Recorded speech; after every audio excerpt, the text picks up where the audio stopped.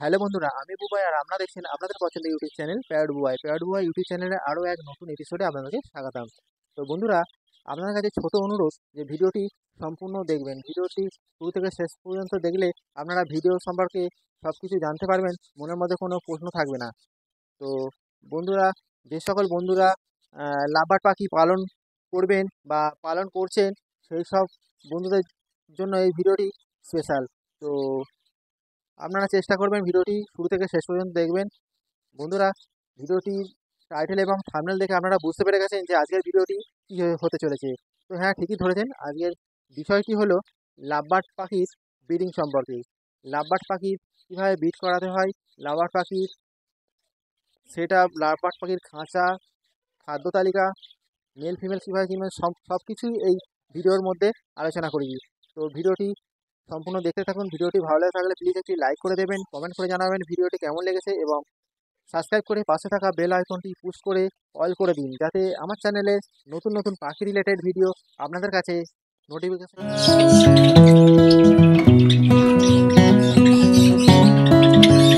প্রথমেই বলি, যে সমস্ত বন্ধুরা প্রথম লাভবার্ড পাখি পালন করছেন বা করা শুরু করবেন, তাদেরকে বলবো আপনারা রোজি লাভবার্ড না হলে লুটিনো লাভবার্ড পাখি দিয়েই লাভবার্ড পাখি পালন করা শুরু করবেন। আপনারা পাখি কোনো হাট বা বাজার থেকে পাখি কিনবেন না, কোনো ভালো ব্রিডার বা কোনো চেনা পরিচিত লোকের কাছ থেকেই পাখি কিনবেন এবং মেল ফিমেল কনফার্ম করে নেবেন। আর সর্বদাই চেষ্টা করবেন মেল ফিমেলের ব্লাড লাইন যেন আলাদা হয়, অর্থাৎ মেল ফিমেল যেন একই বাবা মার বাচ্চা না হয়ে থাকে। ব্লাড লাইন এক হলে ব্রিডিংয়ে বিভিন্ন রকম সমস্যার মুখে পড়তে পারেন, তাই ব্লাড লাইন আলাদা দেখেই নেবেন। তারপর বলি আপনারা কিভাবে লাভবার্ড পাখি জোড়া দেবেন। আপনারা মূল যে খাঁচায় লাভবার্ড পাখিটি পার্মানেন্টলি রাখবেন, সেই খাঁচায় সর্বপ্রথম একটি মেল পাখি ছেড়ে রাখবেন এবং কিছুটা দূরে অন্য একটি খাঁচায় ফিমেল পাখিকে রাখবেন। দেখবেন এমন দূরত্বে রাখবেন যেন মেল পাখি এবং ফিমেল পাখি দুজনকেই দেখতে পায়। এইভাবে এক সপ্তাহ আপনি রেখে দেবেন। তারপর ফিমেল পাখিটিকে আবার মেল পাখির কাছে দিয়ে দেবেন। দেখবেন কিছুদিনের মধ্যেই ওই পেয়ার নিয়ে নিয়েছে। এই গেল সেপারেটের কথা। আর যদি কলোনিতে নতুন পাখি এনে সঙ্গে সঙ্গে ছেড়ে দেবেন না, ঠিক আছে?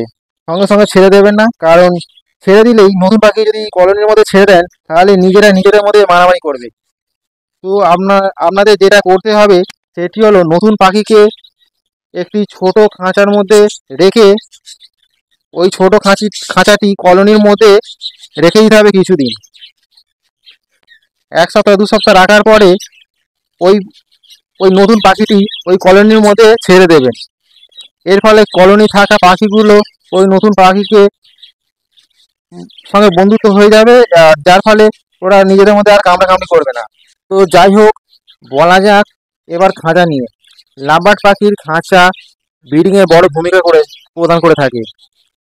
পাখিকে উপযুক্ত খাঁচা না দিলে পাখি জোড়া থাকলেও ব্রিডিং করবে না। এক পেয়ার পাখির জন্য 2 ফুট 2.5 ইঞ্চি খাঁচা দিতে হবে। 2 ফুট চওড়া, 2 ফুট গভীর এবং লম্বায় 18 ইঞ্চি। এই সাইজের খাঁচাই লাভবার্ড পাখির জন্যই উপযুক্ত।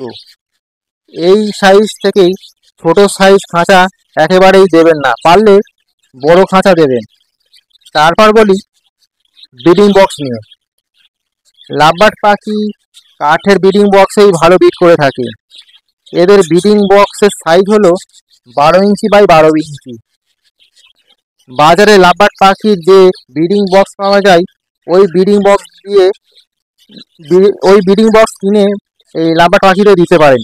তবে এই ব্রিডিং বক্স একটু বেশি দাম বলে, তাই আমরা সাধারণত মাটির হাঁড়ি দিয়েই ব্রিড করাই।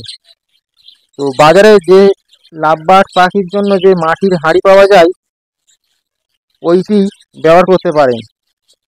এদের ব্রিডিং বক্স বা মাটির হাঁড়িতে নেস্টিং মেটেরিয়াল দিতে হবে।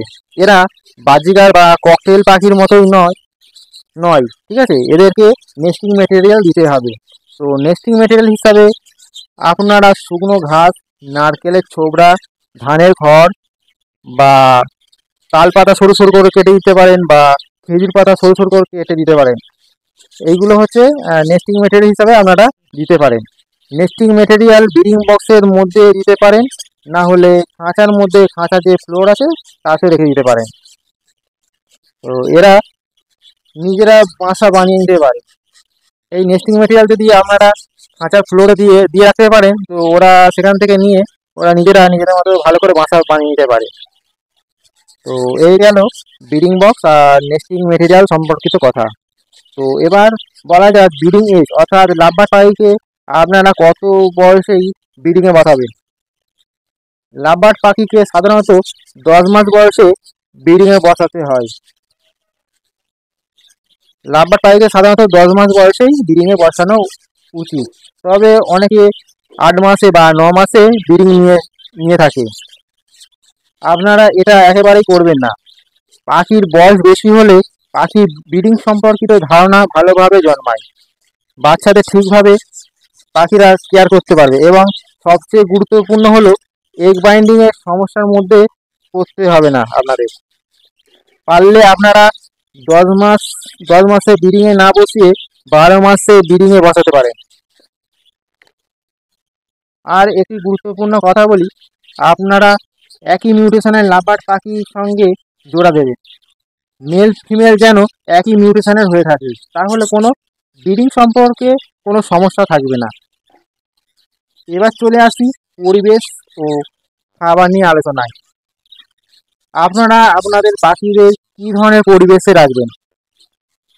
পাখির ব্রিডিংয়ে পরিবেশ বিষয়টি বিশেষ ভূমিকা প্রদান করে থাকে। পরিবেশ যদি আপনারা ঠিকভাবে না দেন, পাখি পেয়ার নিলেও মেটিং করলেও ডিম বাচ্চা করবে না। তো আপনারা চেষ্টা করবেন নিরিবিলি পরিবেশ দিতে, কোনো প্রকার কোলাহল না হয় এমন পরিবেশ ওদেরকে দিতে হবে। কোনো কোনো দরকার দরকার ছাড়া পাখির কাছে না যাওয়াটাই ভালো। যদি কোনো খুব গুরুত্বপূর্ণ দরকার, ধরুন খাবার দেওয়া বা জল দেওয়া, ওই সময় গেলেন ঠিক আছে, কিন্তু অযথা গিয়ে বারবার দেখা উচিত না পাখির কাছে। তাহলে ওরা ডিস্টার্ব ফিল করবে এবং ব্রিডিংয়ের সমস্যা আসতে পারে। তো আপনাদের লক্ষ্য রাখতে হবে পাখির খাঁচায় কোনো প্রকার ইঁদুর, আরশোলা, বিড়াল প্রভৃতি জীব যাতে না যায়। এইসব দেখলে পাখিরা ভয় পেয়ে যাবে এবং পাখিরা ব্রিডিং করবে না বা মেটিং করবে না। তো তারপর বলি খাবার দাবার নিয়ে। ভালো ডিম বাচ্চা, ভালো রেজাল্ট পেতে হলে ভালো খাবার দাবার লাভবার্ড পাখিকে দিতে হবে। পাখিকে ভালো মিক্স সিড প্রোভাইড করতে হবে।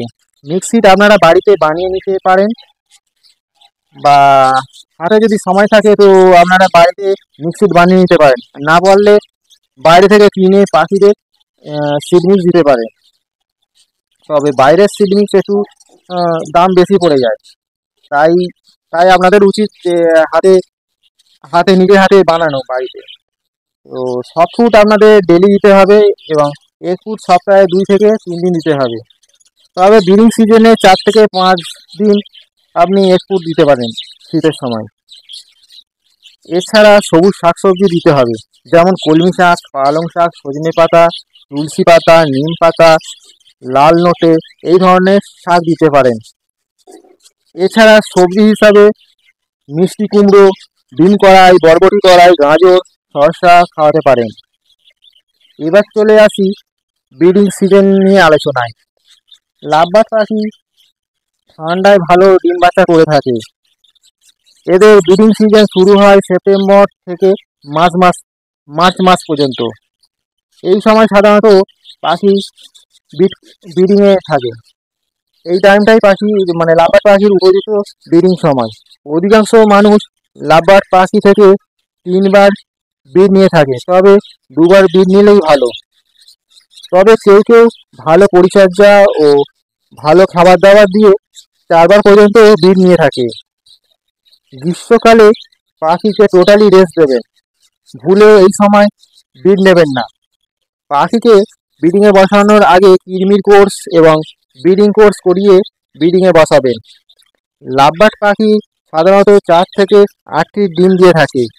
21 দিন পর ডিম ফুটে বাচ্চা বের হয়। বাচ্চা 1 মাসের মতো ব্রিডিং বক্স বা হাঁড়ির মধ্যে থাকে। তারপর পুরোপুরি পালক বেরিয়ে যাওয়ার পর বাচ্চাগুলি হাঁড়ি বা ব্রিডিং বক্স থেকে বেরিয়ে আসে। বেরিয়ে আসার পর এরা 8 থেকে 10 দিন নিজে থেকেই খেতে খেতে বা উঠতে পারে। এরা নিজেদের এরা নিজে থেকে খেতে শিখে গেলে বাচ্চাগুলিকে মা বাবার কাছ থেকে আলাদা করে দিতে হবে এবং পেরেন্টসদের 2 সপ্তাহ রেস্ট দিয়ে রাখতে হবে। রেস্টের সময় ভালো মন্দ খাবার, ভালো সিড মিক্স, ভালো সফট ফুড, সবজি সব রকম দিতে হবে। তারপর ফের পরবর্তী 2 সপ্তাহ পর ফের পরবর্তী ব্রিডিংয়ে বসাতে পারেন। বন্ধুরা ভিডিওটি আজ এই পর্যন্তই। ভিডিওটি সম্পূর্ণ দেখার জন্য অসংখ্য ধন্যবাদ। তো আশা করছি ভিডিওটি আপনাদের পাখি পালন জীবনে অনেক হেল্প করবে। তো ভিডিওটি ভালো লাগে থাকলে প্লিজ একটি লাইক করুন, কমেন্ট করে জানান ভিডিওটি কেমন লেগেছে এবং প্রচুর শেয়ার করে দিন এবং সাবস্ক্রাইব করে আমার চ্যানেলটিকে এগিয়ে নিয়ে যেতে সাহায্য করুন। তো বন্ধুরা আজকের মতো এই পর্যন্তই। দেখা হচ্ছে নেক্সট ভিডিওতে। আজকের মতো টাটা।